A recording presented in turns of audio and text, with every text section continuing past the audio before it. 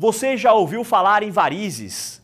Sabe como elas surgem? Quais são os tratamentos? A nossa repórter Priscila Celino, preocupada com a saúde, principalmente das mulheres, entrevistou o Dr. Márcio Stenbruck, que é especialista em cirurgia vascular. Confira!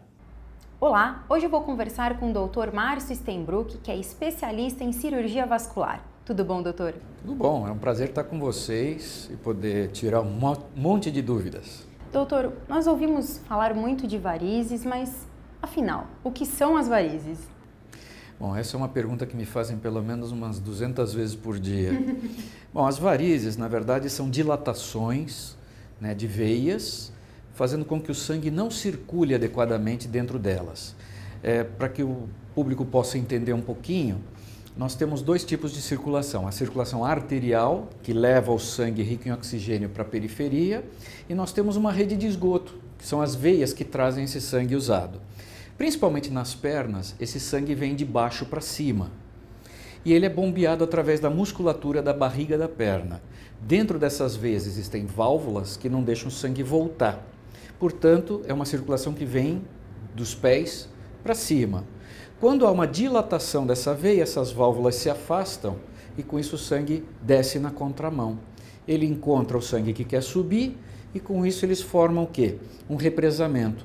E esse é que é o problema das varizes. Isso é que são varizes. E como que as pessoas começam a ter as varizes? Tem algumas ações, algumas atividades que as pessoas fazem, que aí por isso a consequência serão as varizes? Sim.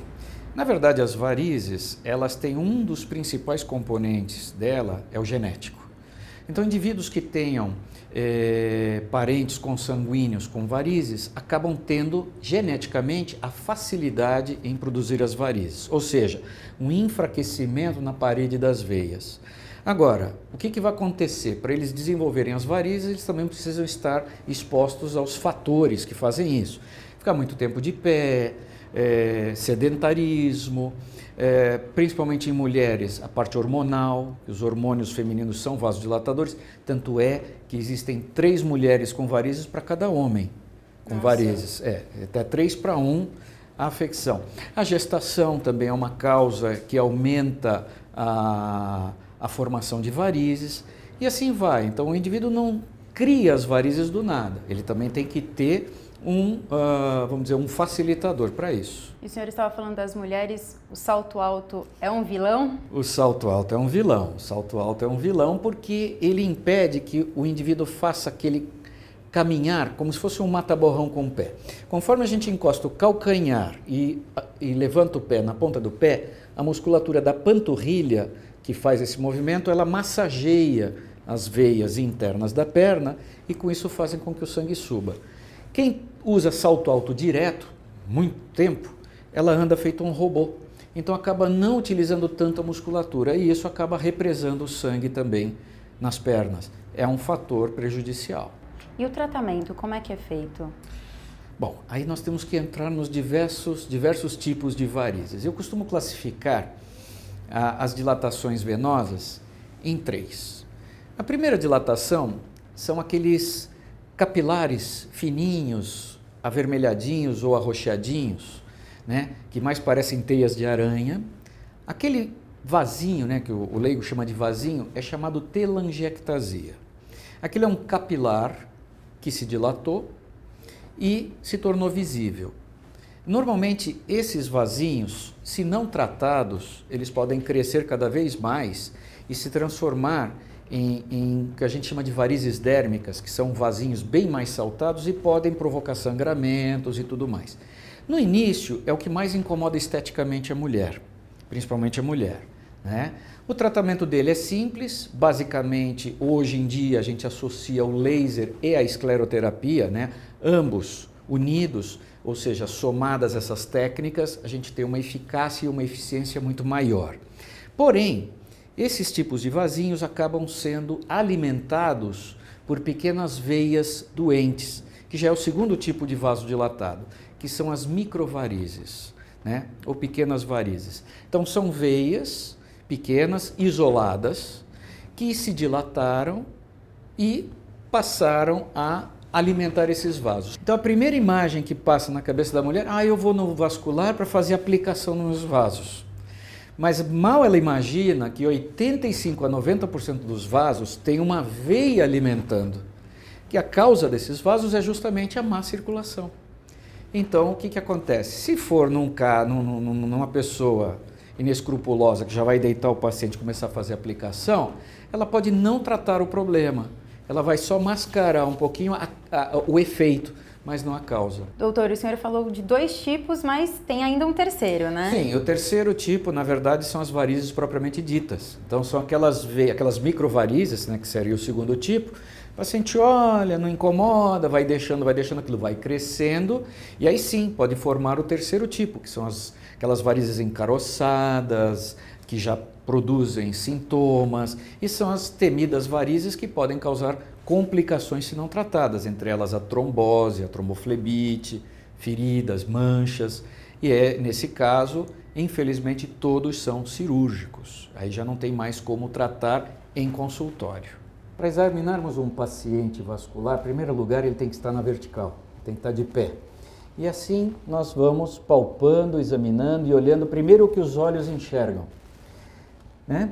E muitas vezes a gente se depara com pequenos vasos, alguma coisinha do gênero, mas nós não temos certeza do que mais tem por trás disso. Aí lançamos mão hoje de um equipamento que utiliza a realidade aumentada para que possamos ver onde os olhos nus não enxergam. Ou seja, esse é um aparelho que filma o local com uma luz infravermelha, processa a imagem e projeta a imagem sobre o mesmo local, para que, utilizando uma realidade virtual somada a uma realidade real, tenhamos uma realidade aumentada.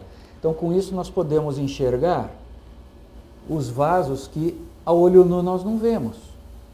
Nós aqui só conseguimos enxergar isso, mas na verdade nós temos mais coisas aqui. Então, como vocês podem ver, nesse caso, diferente do outro, aqui nós já temos varizes mais proeminentes. E, mostrando o que eu havia dito na entrevista, vasinhos que são alimentados por isso daqui. Aqui o sangue está parado e ele acaba retroalimentando esses vasinhos. E, com o uso do VenViewer, nós podemos visualizar a ramificação de varizes que acabam alimentando esses vasinhos. O que nós vamos mostrar agora é basicamente o que se faz para o tratamento das telangiectasias e suas veias nutrícias.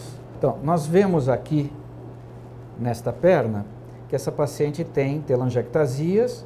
Lógico, até a olho nu se vê a presença de algumas veias, mas auxiliado com a realidade aumentada, nós temos noção real de onde estão as veias que alimentam os vasinhos.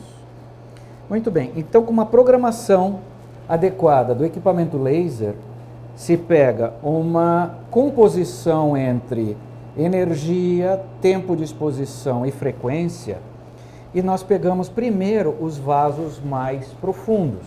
Nós tratamos os vasos, primeiro as veias que alimentam os vasinhos. Para isso utilizamos esse equipamento, que sopra um ar gelado a menos 35 graus. E aí sim, nós podemos fazer o trabalho atirando nos vasos.